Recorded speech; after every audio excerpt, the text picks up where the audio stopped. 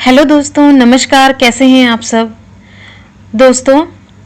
आज मैं आप सबके साथ एक ऐसे टॉपिक के बारे में बात करने जा रही हूँ जो हर पेरेंट अपने बच्चे में देखकर भी कुछ नहीं कर पाता है और यही सोचते रह जाता है कि ये बच्चा पढ़ क्यों नहीं रहा है, लिख क्यों नहीं रहा है, इसकी हैंडराइटिंग इतनी गंदी क्यों है, ये समझता क्यों नहीं है, इतनी बार समझाओ फिर भी नहीं समझता है, याद करता है फिर भूल जाता है।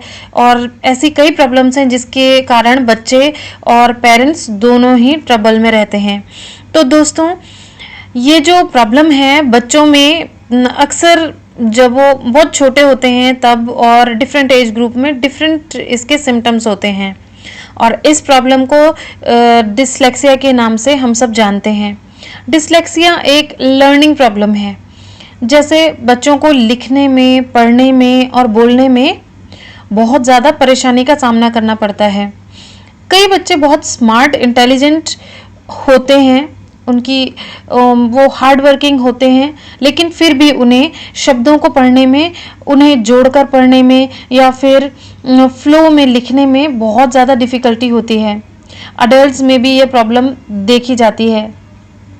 कुछ लोगों को जल्दी से इससे छुटकारा मिल भी जाता है या फिर इसमें काफ़ी इम्प्रूवमेंट हो जाता है, लेकिन कुछ लोगों में क्या होता है, सिम्टम्स तो होते हैं लेकिन वो बच्चे इतने स्मार्ट होते हैं कि पेरेंट्स को इस चीज़ का पता ही नहीं चल पाता है कि हमारे बच्चे में ये प्रॉब्लम है भी, क्योंकि बच्चा कहीं ना कहीं उसको कहीं और इसको कवर अप कर लेता है और बड़े होने पर ये पता चलता है कि बच्चे को ये प्रॉब्लम है, डिसलेक्सिया है।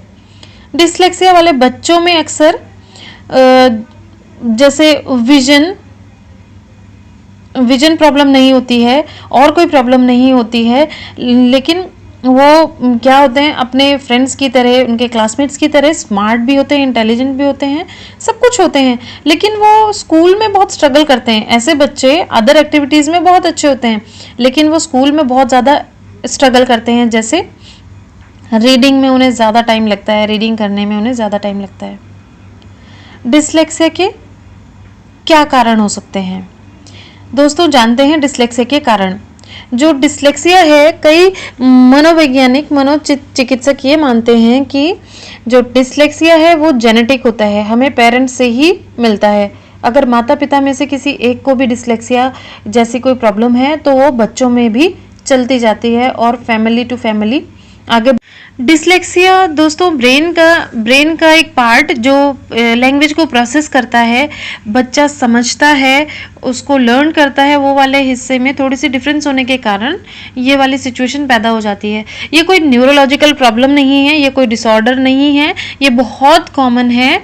शायद आप में से भी कई लोगों को ये प्रॉब्लम होगी। आज अगर आप ये चीज़ को समझ पाते होंगे तो आपको समझ आएगा कि अरे ये प्रॉब्लम तो मुझे भी बहुत होती थी।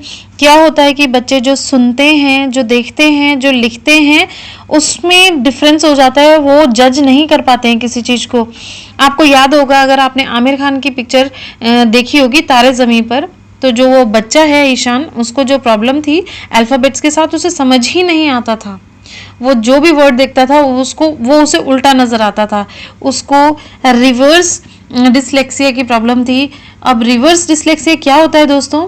जैसे हम कोई वर्ड पढ़ रहे हैं, रीडिंग कर रहे हैं, तो रीडिंग करते हुए SAW सॉ, उसको पढ़ते पढ़ते वो उसको रीड करते हुए वॉज पढ़ेगा, तो इससे क्या होता है, एक तो रीडिंग का फ्लो टूट जाता है, मिस्टेक आती है और ऐसे बच्चे लाउड रीडिंग भी नहीं कर पाते हैं, तो इस वजह से क्लास में बहुत स्लो हो जाते हैं। दे माइट बी इंटेलिजेंट, वो बहुत इंटेलिजेंट है, शार्प है, लेकिन क्या होता है, रीडिंग करते समय कुछ ब्रेन के फंक्शन ऐसे हैं जिसकी वजह से ऐसा हो जाता है, वो सॉ को वॉज पढ़ते हैं। ये एक सिचुएशन है। दूसरा क्या होता है दोस्तों, आपने देखा होगा कि अक्सर बच्चे जब लिख रहे होते हैं, कुछ भी एग्जाम या आप घर में ही अपने बच्चे का टेस्ट ले रहे हो, कुछ भी लिख रहे हो, तो जब वो लिख रहा है, कोई वर्ड लिख रहा है, तो वर्ड का जो फर्स्ट लेटर है वो लिखेगा और नेक्स्ट जो वर्ड है उसका फर्स्ट या एंड लेटर उसके साथ जोड़ देगा। तो इससे क्या होगा, स्पेलिंग मिस्टेक भी होगी और सेंटेंस का पूरा स्ट्रक्चर बिगड़ जाएगा। इसमें अक्सर होता क्या है कि बच्चे को सब कुछ बहुत अच्छे से आता है, वो जानता है, लेकिन वो कुछ ऐसा हो जाता है, वो बहुत फास्ट दिमाग के अंदर सोचता है, लेकिन जब वो उसको लिखता है ऑन पेपर उसमें बहुत डिफरेंस आ जाता है। वो दो लेटर्स को, डिफरेंट लेटर्स को जोड़ करके एक वर्ड बना देता है, जिसका कोई भी सेंस और कोई भी मीनिंग नहीं हो पाता है।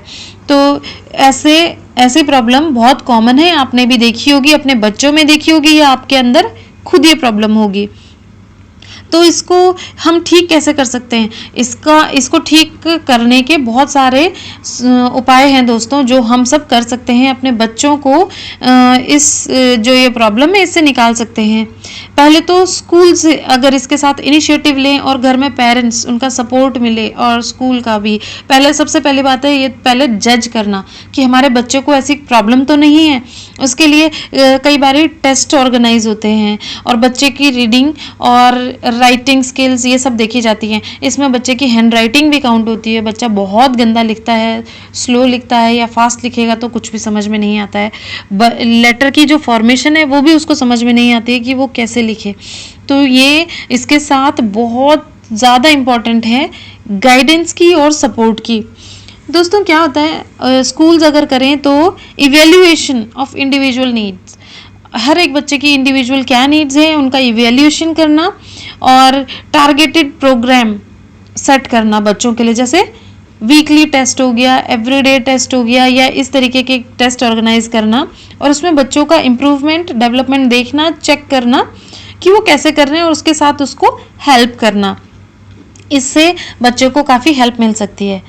एडेप्टेड लर्निंग टूल्स, नेक्स्ट है दोस्तों एडेप्टेड लर्निंग टूल्स, यानी अनुकूलित टीचिंग एड्स, जो कि बच्चे के जैसे जो डिस्लेक्सिया वाले बच्चे होते हैं उनको ज़्यादातर विजन देखने में, सुनने में और फिर लिखने में बहुत प्रॉब्लम होती है। तो इसके लिए टीचर्स को क्या करना चाहिए, मॉडल्स का यूज़ करना चाहिए उसको बताने के लिए, सिखाने के लिए। सपोज अगर वो ABCD सिखा रहे हैं, A फॉर एप्पल सिखा रहे हैं, तो बच्चों को दिखाएं कि दिस इज़ एप्पल, वो टच करके भी देखें उसको और वो फील कर सकते हैं, उसको देख सकते हैं, तो वो पिक्चर एक दिमाग में सेट हो जाती है। उसके साथ अगर वो स्पेलिंग लर्न करते हैं तो बच्चे को बहुत हेल्प मिलती है। ये आप घर में भी कर सकते हैं पेरेंट्स। सेकंड है जैसे एनिमल्स की साउंड सुना करके, उनको विजुअल्स दिखा करके, जैसे स्मार्ट बोर्ड्स का यूज़ करके बहुत हेल्प मिलती है बच्चे को। घर में भी ऐसा करेंगे तो बच्चे को बहुत ज़्यादा हेल्प मिलेगी और वो इससे जल्दी ओवरकम कर जाएंगे। बच्चे को किसी भी तरीके से आप बहुत अच्छे तरीके से आप उसको ये चीज़ें समझा सकते हैं, एक बहुत अच्छे गाइडेंस से और सपोर्ट से। पेरेंट्स की तरफ से भी और टीचर्स की तरफ से भी अगर बच्चे को गाइडेंस मिलती है तो वो बहुत जल्दी इससे ओवरकम कर जाता है। जैसे काउंसलिंग बच्चे की बहुत मदद कर सकता है इसमें, जिससे कि उसके जो सेल्फ एस्टीम है, उसके आत्मसम्मान को भी कोई ठेस नहीं पहुंचती है। जैसे अगर स्कूल में किया जाए तो जिन बच्चों को डिस्लेक्सिया प्रॉब्लम है उनको थोड़ा एक्स्ट्रा टाइम मिले, एग्ज़ाम में थोड़ा एक्स्ट्रा टाइम मिले, और बच्चे के लिए जैसे फ्लैश कार्ड्स, पढ़ाते समय फ्लैश कार्ड्स का यूज़ हो, और टेक्स्ट टू वॉइस टेक्नोलॉजी का यूज़ हो। ऐसे बहुत से ऐसे टूल्स हैं जिससे बच्चों को सिखाया जाए और समझाया जाए, तो बच्चे इस चीज़ से उनको निकलने में बहुत हेल्प मिलेगी, और लर्निंग एज में उनको ऐसी कोई प्रॉब्लम आती भी है तो उससे समझ सकें और उससे अपने आप को निकाल सकें। तो ये हेल्प मदर, फादर और स्कूल टीचर्स बहुत कर सकते हैं, और उन्हीं की वजह से ये हो सकता है। तो दोस्तों अपने बच्चों को समझने की कोशिश करें, ये नहीं कि बच्चा पढ़ना नहीं चाहता है, पढ़ नहीं रहा है, सेम वो तारे ज़मीं मूवी वाली सिचुएशन क्रिएट ना करें। अपने बच्चे को समझने की कोशिश करें, उसकी टीचिंग में पूरा ध्यान दें, उसको हेल्प करें पढ़ने में, और इससे आपके बच्चे के अंदर एक बहुत अच्छा कॉन्फिडेंस आएगा और वो अपनी लाइफ में कुछ अच्छा कर पाएगा, और उसके अंदर एक सेल्फ कॉन्फिडेंस भी ऑटोमेटिकली क्रिएट हो पाएगा। तो दोस्तों कैसा लगा आपको आज का ये वीडियो? अगर आपको वीडियो पसंद आया हो तो वीडियो को लाइक कीजिए, शेयर कीजिए, चैनल को ज़रूर सब्सक्राइब कीजिए और नोटिफिकेशन बेल आइकन को दबाना बिल्कुल मत भूलिए। थैंक यू दोस्तों, गुड बाय।